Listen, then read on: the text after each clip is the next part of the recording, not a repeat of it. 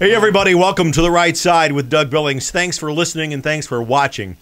We are on all of the major podcast platforms in the country. Please subscribe to The Right Side with Doug Billings. Whether it's Apple Podcasts, Google Podcasts, iHeartRadio, Pandora, Stitcher, whatever, we are on all of them. So please subscribe to us. Also, you're going to want to see the glory, the charisma, the attitude, the logic, and the intellectual maturity that the show offers. So go over to YouTube and find us at Doug Billings, The Right Side with Doug Billings, over on YouTube as well.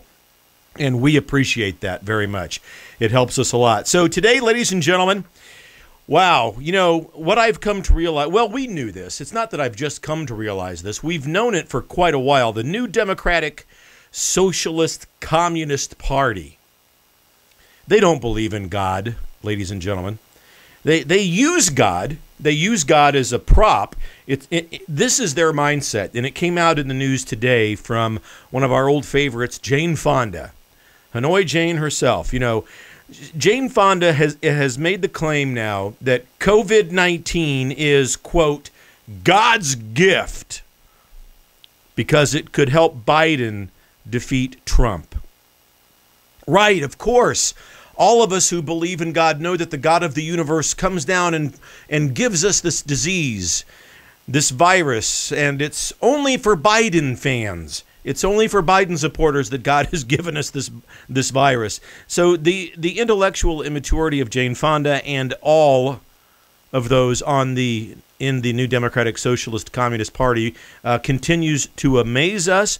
But that's the kind of perversity that we're up against.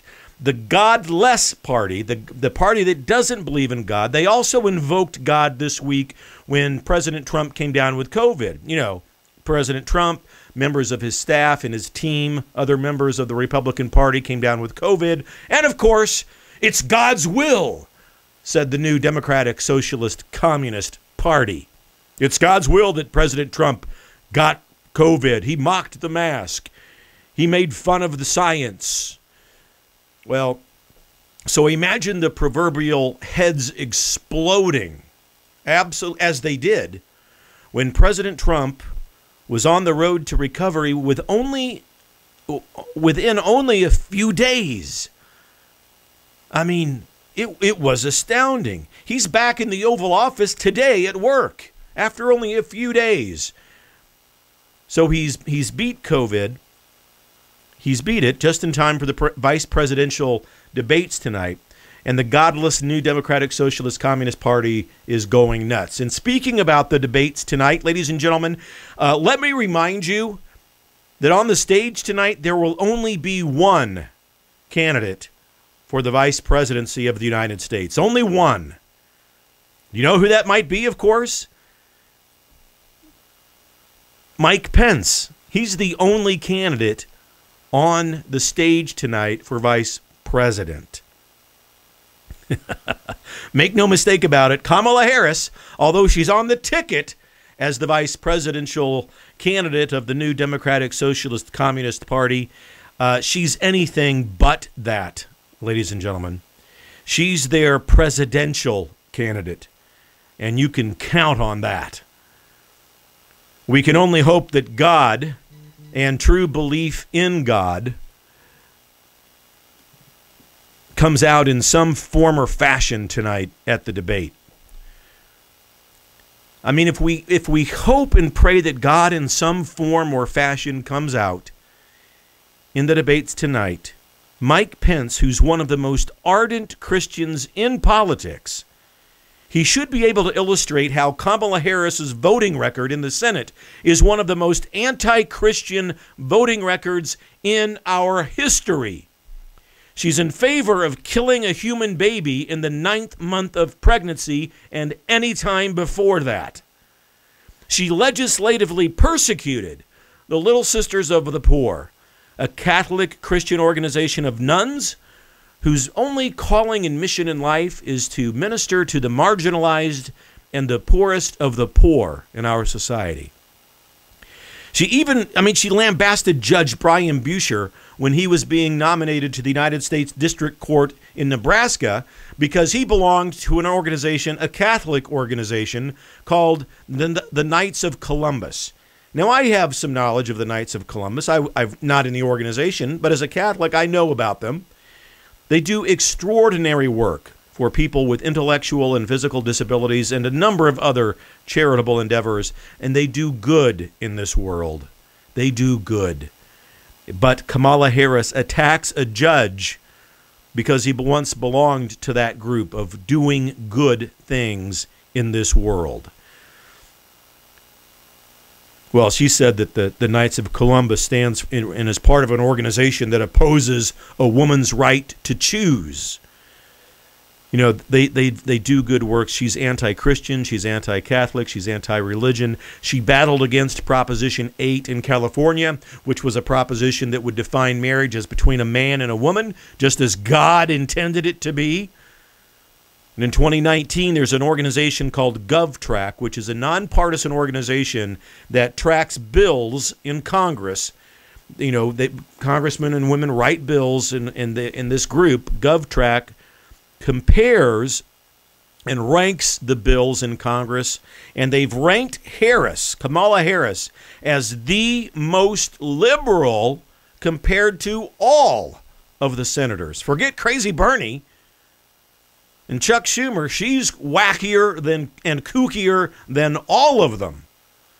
One of the measuring sticks of that organization is to compare how many times a Congress or a senator will put up bipartisan bills as opposed to co-sponsoring bills all by themselves in total. So Harris had the lowest ranking in that group at 15%, making her the most radical leftist in the Senate. So I just want you to know who these people are, folks. And as a Catholic myself, I can tell you that no Catholic can remain Catholic in good standing if they support any candidate or any political party that actively supports or enables abortion. You've got two of the most popular candidates in the world in Joe Biden and Nancy Pelosi. They are not in good standing in the church because of their views on abortion and what they've done to enable it and promote it.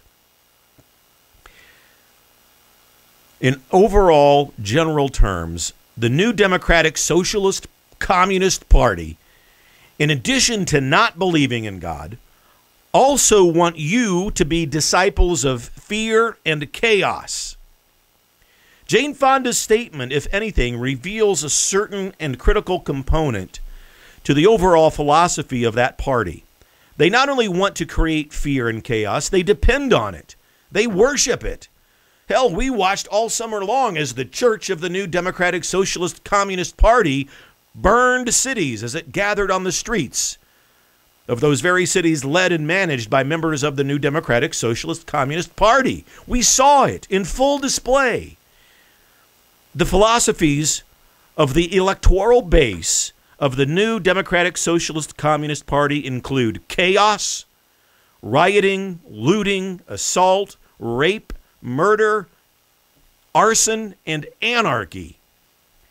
So when President Trump beats COVID and he leads from the front and rallies us by saying things like, don't let COVID dominate your life, the radical left pounces on it because Trump may just quell that chaos that the left so desperately believes will be his undoing.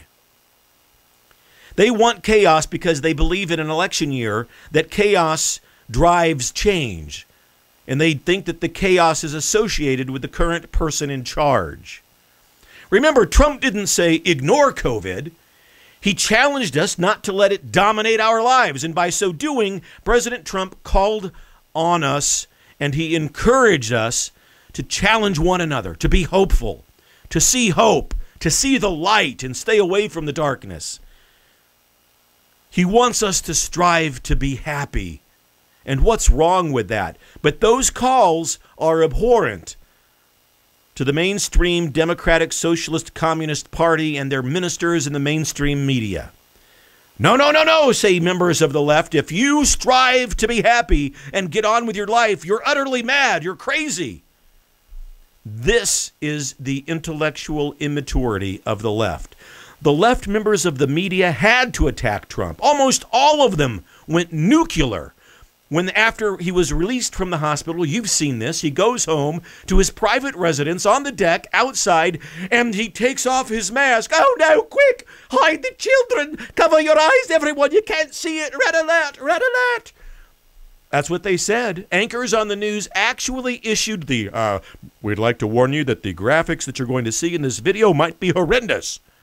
We caution you that the video you are about to see contains disturbing images. And there's the president taking off his mask. So the media and the New Democratic Socialist Communist Party don't want you to have stories of hope. They don't want you to have hope at all.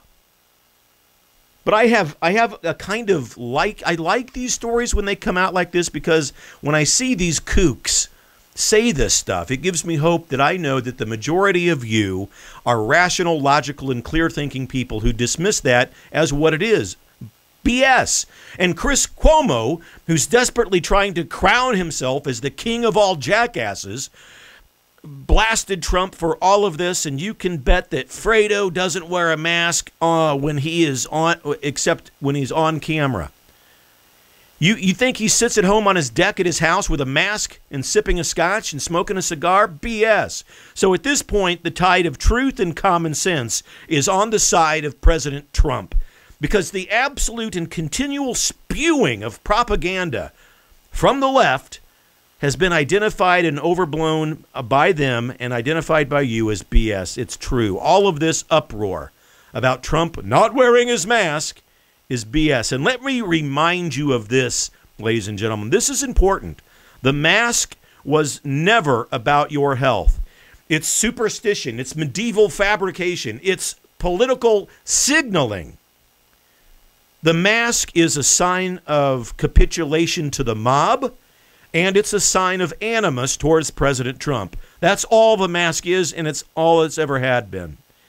You know, I think Tucker Carlson the other night said it best when he said, hypocrisy and self-righteousness are twins, and they're poisonous because you'll be drawn to be a prisoner of your own vanity. But those of us on the right side won't succumb to that. We know the difference, and we can sniff it out. We'll remember that we have a pack of blessings on our back, and we'll take inventory of those blessings often. So may God continue to bless you, ladies and gentlemen. May he continue to bless the President of the United States, protect him and his family, and may God continue to bless this republic and to guide it into ways of his peace and divine providence. So take inventory of that blessing. It's on your back, ladies and gentlemen. There are a lot of blessings in your life. You can count on that, and you can believe it. Thanks again for watching The Right Side with Doug Billings. Please subscribe to us. Have a good evening. Cheers.